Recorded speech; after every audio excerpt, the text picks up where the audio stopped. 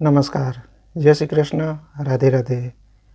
મિત્રો, ગમે તે દ્રવ્ય આપણે ઉપયોગ કરીએ એ દ્રવ્ય અથવા ઔષધિ આપણા શરીર માટે લાભકારી પણ છે, ગુણકારી પણ છે અને સ્વાસ્થ્ય માટે ખૂબ અતિ ઉત્તમ પણ હોય છે મિત્રો.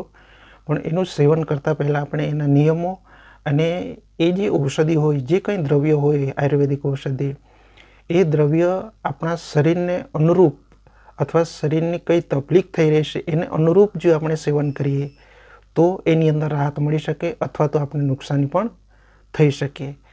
તો આયુર્વેદના અનુસાર આપણે સમજી લઈએ કે ઘણી વખત આપણે વધારે પડતું આપણે સ્વાસ્થ્યને સુરક્ષિત, ઝડપથી આપણે સ્વાસ્થ્યને સુરક્ષિત જો રાખવાની આપણી ઈચ્છા હોય તો એ હિતકારી નથી, એ આપણને નુકસાની પણ પહોંચાડી શકે છે.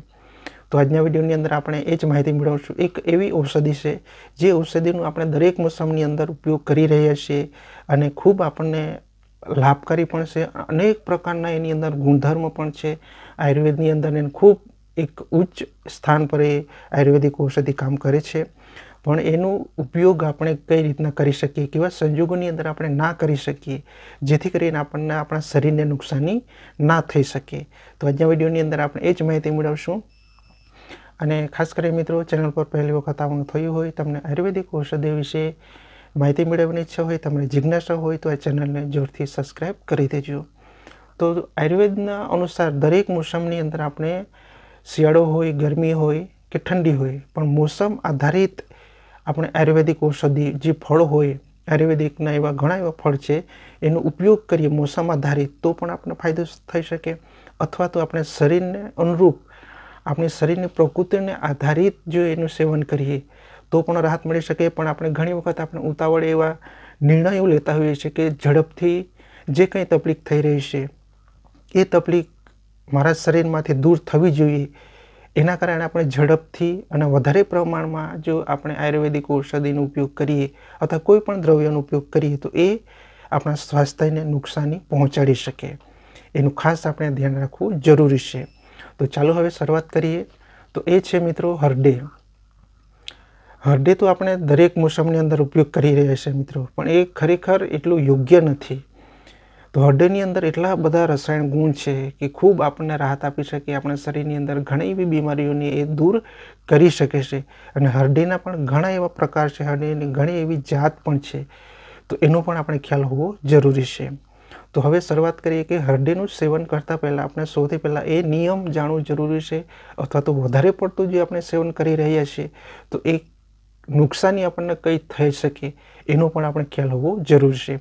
તો ચાલો હવે શરૂઆત કરીએ. તો સૌથી પહેલા નંબર એ છે કે આપણા શરીરની અંદર વધારે પ્રમાણમાં અશક્તિ હોય, નબળાઈ આવી ચૂકી હોય શરીરની અંદર, તમે કામ કરો અથવા ના કરો, ઓફિસમાં બેઠા બેઠા કામ કરો, સાંજ સુધી તમે થાક અનુભવ થતો હોય, શરીરની અંદર કોઈ પણ પ્રકારનો તમને એનર્જીનો કોઈ અનુભવ ના થતો હોય, તો એવા સંજોગોની અંદર તમારે ભૂલથી પણ હરડેનું સેવન કરવું નહીં.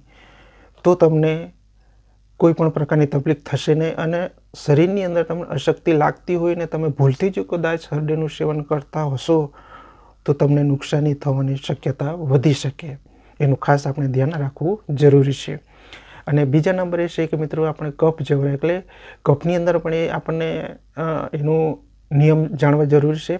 અને ખાસ કરીને તાવ આવે, તમને 2 થી 4 દિવસ સુધી કન્ટિન્યુ જો તાવ આવતો હોય તો એવા સંજોગોની અંદર પણ આપણે હરડેનું સેવન બિલકુલ કરવાનું નથી. એનું પણ આપણે ખાસ ધ્યાન રાખવું જરૂરી છે.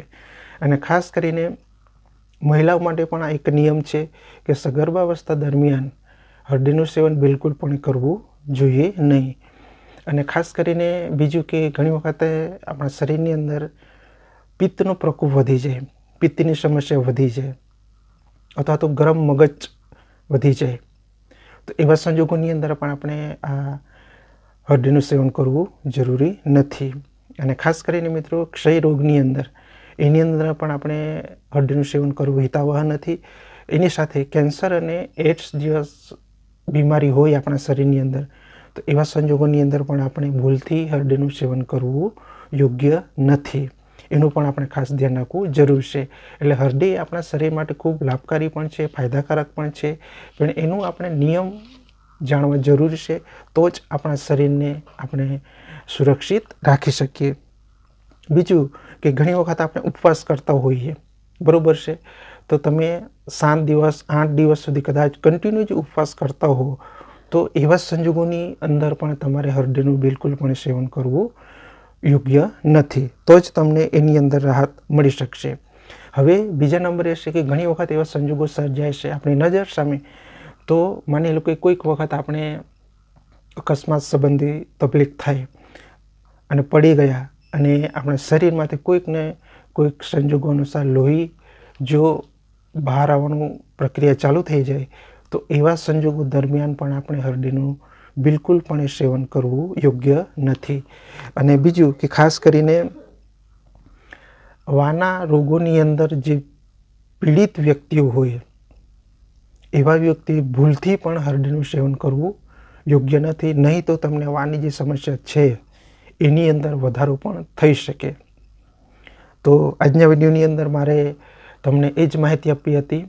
હળદી એક ખૂબ ઉત્તમ અને આયુર્વેદિક ઔષધિ છે, ખૂબ લાભકારી છે. અનેક બીમારીઓની અંદર આપણે યોગ્ય રીતે ઉપયોગ પણ કરી રહ્યા છીએ અને એ બીમારી આપણા શરીરમાંથી દૂર પણ થઈ રહી છે.